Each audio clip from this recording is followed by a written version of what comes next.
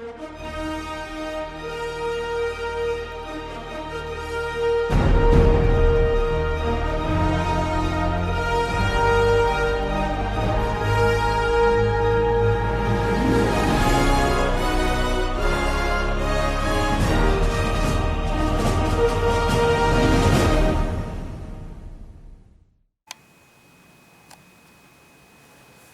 teman-teman sekalian yang dikasih dalam Tuhan kita Yesus Kristus. Semoga teman-teman sekalian masih tetap sehat dan juga semangat untuk mengikuti pelajaran kita pada kesempatan kali ini. Untuk pada kesempatan kali ini kita akan belajar bersama-sama pendidikan agama Kristen untuk kelas 10 SMA. Mari kita berdoa. Kami mengucap syukur ya Tuhan atas kesempatan kali ini. Kami akan belajar kembali untuk pendidikan agama Kristen kelas 10 SMA. Kiranya Tuhan sendiri yang juga mau menyertai kami dari awal hingga akhir video ini. Kami berdoa dalam nama Yesus Kristus. Amin. Sebelum kita masuk dalam bab kita, di sini kita akan baca Alkitab dari Efesus pasal 1 ayat saya buka dulu ya, lupa halaman 78. Ya teman-teman. Efesus 1 ayat 14. Efesus 1 ayat 14. Dan Roh Kudus itu adalah jaminan bagian kita sampai kita memperoleh seluruhnya, yaitu penebusan yang menjadikan kita milik Allah untuk memuji kemuliaannya. Efesus 1 ayat 14 sebagai landasan Alkitab kita. Di sini kita akan pelajari dari 3 bab sekaligus, bab 7, 8, dan 9. Bab 7 peran Roh Kudus bagi orang berdosa, bab 8 peran Roh Kudus bagi orang beriman, dan peran Roh Kudus dalam persekutuan di bab yang 9. Untuk video kali ini saya tidak terlalu banyak membicarakannya, hanya inti-intinya saja teman-teman ya. Jadi di sini peran Roh Kudus bagi orang berdosa dulu. Yang pertama pastinya menyadarkan akan dosa ya.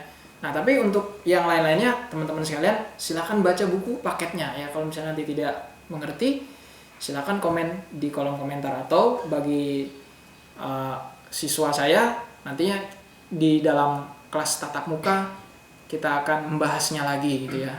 Jadi untuk kelas untuk siswa saya saja ya. Maksudnya kalau teman-teman lain kalau yang menyimak video ini yang bukan dari sekolah saya ya, mohon maaf tidak bisa tatap muka ya teman-teman ya. Oke. Menyadarkan akan dosa itu peran yang pertama ya bagi orang berdosa. Pasti ketika kita melakukan dosa pasti Roh Kudus akan menyadarkan, oh itu salah, itu nggak boleh. Nah, sederhananya begitu. Itu menyadarkan akan dosa. Pertanyaannya, seberapa kita sadar gitu dengan perlakuan dosa kita? Sudah disadari nih oleh Roh Kudus, tapi kita tidak sadar-sadar. Nah, itu siapa yang salah ya teman-teman ya? Ya salah kita sendiri ya. Salah si manusianya gitu. Kok nggak sadar gitu ya. Udah disadarin tapi nggak sadar-sadar ya.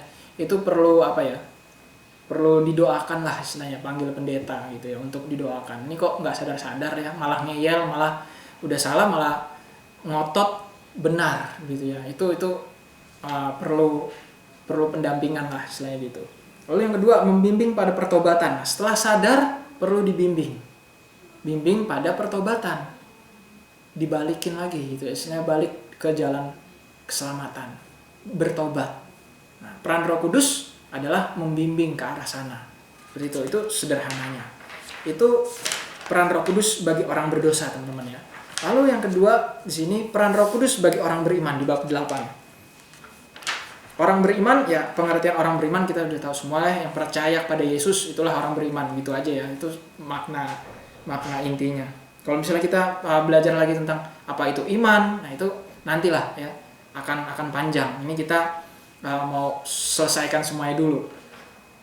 Oke, itu peran Roh Kudus bagi orang beriman itu adalah yang pertama pengudusan. Jadi kita dikuduskan oleh Roh Kudus. Jadi ketika kita sudah percaya Yesus dan terima Yesus sebagai juru selamat pribadi, kita pasti dikuduskan oleh Roh Kudus. Yang kedua, maksudnya adalah pengudusan di sini adalah pengudusan dibenarkan oleh iman. Jadi artinya kita sudah ditebus oleh Tuhan Yesus dari dosa-dosa. Nah, itu maksudnya kudus. Lalu yang kedua di sini pengangkatan, teman-teman.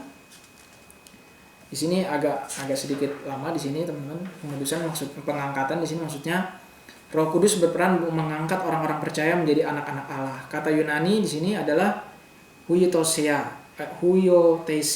yang artinya pemberian posisi yang sah sebagai anak. Artinya pengangkatan di sini maksudnya kita menjadi ahli waris lah, seperti itu ya. Jadi isinya kita adalah ahli waris kerajaan Allah. Kita sudah diurapi menjadi ahli waris kerajaan Allah, dan nantinya di akhir zaman kita akan diberikan mahkota kehidupan ya, sebagai tanda bahwa kita adalah ahli waris. Itu maksudnya pengangkatan. Paulus dalam Roma pasal 8 ayat 14-17 menyatakan bahwa semua orang yang dipimpin oleh Roh Kudus adalah anak-anak Allah.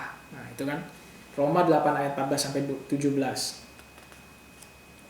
Itu maksudnya diangkat menjadi anak-anak Allah berarti melakukan semua kegiatan yang menyenangkan hati Allah dan taat kepadanya. Jadi artinya ini peran Roh Kudus, kita sudah diangkat menjadi anak-anak Allah, menjadi ahli waris kerajaan sorga, dan kita wajib untuk menaati segala kehendak dan perintah Tuhan. Lalu memberi pengertian dan pertumbuhan. Memberi pengertian dan pertumbuhan ini artinya adalah tidak lain dan tidak bukan artinya memberi pengertian iman, gitu ya. Iman kita semakin diperbarui, semakin dimengertikan, gitu ya, semakin ditumbuhkan, gitu. Memberi pertumbuhan. Jadi tumbuh dalam iman secara kualitas, gitu ya. Roh Kudus berperan bagi kita sebagai orang beriman, memberikan pengertian mana ajaran yang benar, mana ajaran yang tidak benar, yang salah, dan juga mana yang asal ngomong, mana yang memang ada landasan alkitabiahnya. Nah, itu Roh Kudus menuntun dan menggiring kita dan memimpin kita dalam ke arah sana. Jadi artinya ketika kita sudah mengakui Yesus Kristus sebagai Tuhan, kita sebagai orang Kristen tidak terpengaruh lagi dengan ajaran-ajaran lain, apalagi ajaran-ajaran yang menghasut dan memprovokasi agama Kristen. Nah, itu Roh Kudus membantu kita untuk mengantisipasi, untuk menahan ajaran-ajaran tersebut supaya kita tidak terpengaruh, gitu ya. Itu peran Roh Kudus. Dan juga yang terakhir di sini membantu dalam berdoa. Ketika kita berdoa, apa yang kita lakukan, ya? Mungkin teman-teman sekalian kalau berdoa pasti nggak ngomong, ya kan?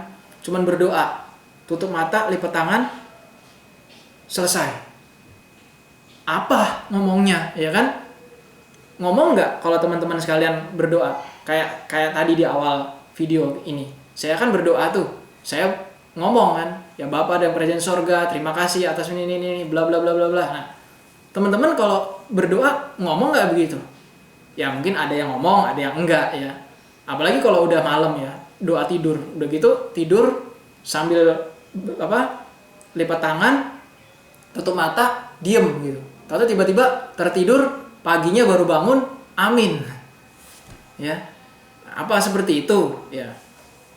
Kalau saya menyarankan kepada teman-teman sekalian, kalau mau berdoa, ngomong gitu ya, ngomong supaya apa yang kita sampaikan terdengar oleh Tuhan. Walaupun nggak ngomong juga dengar gitu ya, tapi kan secara fisik kita melatih doa-doa kita gitu ya, kalimat-kalimat doa kita gitu dilatih.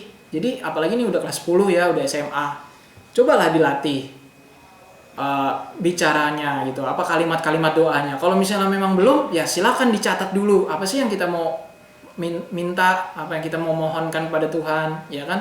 Bagaimana itu ya? Dicatat, begitu dicatat, oke, udah tinggal baca, ya kan? Lebih enak, ya kan? Nah, kalau hafal lebih bagus lagi ya. Jadi artinya itu teknik-teknik lah dalam berdoa. Kalau misalnya memang lupa atau apa yang mau ngomong apa gitu, catat aja gitu ya, supaya nanti tinggal dibaca gitu, atau mungkin catatnya pokok-pokok doanya. Nah, nanti kalimatnya tinggal kita ini secara spontan ya, tapi itu teknis lah teman-teman sekalian. Yang pasti kalau misalnya mau berdoa itu harus ngomong gitu ya. Mungkinkan atau usahakan untuk ngomong gitu, baik itu doa pagi, doa malam, atau doa yang lain-lainnya gitu ya. Ngomong lah, jangan cuman diem, lipat tangan diem terus habis itu selesai gitu. Kurang bagus lah sebenarnya itu ya, apalagi teman-teman sekalian yang masih SMA gitu ya. Kalau mungkin udah pendeta udah kawakan, dia diem aja tek cuma 1-2 detik, mungkin oke lah itu ya. Itu udah pendeta senior ya, kalau memang itu. Tapi pendeta juga pasti kan memimpin doa, ngomong juga ya kan. Nah, itu maksud saya. Oke, itu membantu dalam berdoa. Mudah-mudahan Roh Kudus dapat membantu kita dalam berdoa, dan kita juga harus menyerahkan sepenuhnya pada Roh Kudus untuk membantu dalam doa gitu ya. Lalu sekarang yang terakhir di sini adalah bab 9, peran Roh Kudus dalam persekutuan. Ya, dalam persekutuan. Ini juga dia berperan juga dalam persekutuan ya. Yang pertama adalah mempersatukan. Pasti Tuhan Roh Kudus mempersatukan kita sebagai orang beriman dalam gerejanya, dalam suatu komunitas yang bernama gereja. Itu mempersatukan. Lalu memberi karunia, ya, memberi karunia. Memberi karunia itu artinya kita semuanya punya karunia-karunia yang belum tereksplor gitu ya. Nah, inilah Roh Kudus memberikan karunia. Nah, tugas kita adalah mengeksplor karunia tersebut. Kita mampu di bidang mana? Bidang seni, olahraga, sains, matematika, agama mungkin. Silakan teman-teman sendiri yang mengeksplor, karena Roh Kudus sudah memberi karunia di dalam diri kita masing-masing. Tugas kita adalah mengeksplor, menggali apa sih potensi saya dalam diri saya ini, pelajaran apa sih yang saya sukai, yang saya favoritkan, yang saya memang bisa di situ, kembangkan gitu ya. Nah, itu memberi karunia.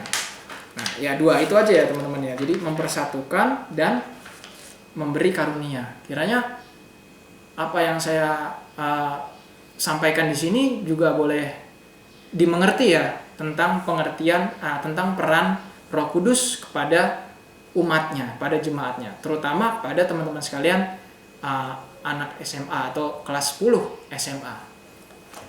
Sebagai akhir dari video kali ini, teman-teman sekalian, mudah-mudahan tidak terlalu lama ya video ini. Nah, ini saya seperti biasa untuk akhir saya kasih pertanyaan ya untuk diskusi, dan seperti biasa pertanyaan akan saya tulis di kolom deskripsi. Yang pertama, Roh Kudus membimbing pada pertobatan. Apa maksudnya? Ya. Roh Kudus membimbing pada pertobatan. Itu maksudnya apa? Lalu yang kedua, peran Roh Kudus seperti apa yang kalian rasakan dalam hidup sehari-hari? Coba disebutkan. Ya. Peran Roh Kudus seperti apa yang kalian rasakan dalam hidup sehari-hari? Sebutkan. Nggak apa-apa banyak ya. Apa aja sih? Sebanyak apa? Ya kan? Sebanyak apa peran Roh Kudus yang kalian rasakan dalam kehidupan sehari-hari? Tidak apa-apa, sebutkan saja. Itulah dua pertanyaan yang menjadi penutup pada kesempatan video kali ini. Semoga apa yang saya sampaikan, saya utarakan dapat juga berguna bagi teman-teman sekalian. Untuk menutup, mari kita berdoa. Terima kasih Tuhan atas penyertaan-Mu dalam video kali ini tentang pelajaran peran Roh Kudus bagi orang percaya, beriman, ataupun bagi orang berdosa. Mampukan kami untuk menyadari peran Roh Kudus dalam kehidupan kami, sehingga kami dapat melakukan apa yang Tuhan kehendaki dalam kehidupan kami sehari-hari. Inilah doa dan permohonan kami Tuhan. Terima kasih. Kami berdoa dalam nama Yesus Kristus. Amin. Baiklah teman-teman sekalian yang dikasihi dalam Tuhan kita Yesus Kristus. Inilah akhir dari video kali ini dan juga akhir dari semester ganjil di kelas 10 SMA. Untuk video selanjutnya, nantikan video selanjutnya di semester yang genap, di video selanjutnya di bab yang selanjutnya. Inilah akhir dari video kali ini. Saya Pendeta Felix Andaria mengakhiri video kali ini. Kiranya Tuhan kita Yesus Kristus memberkati. Terima kasih. Shalom.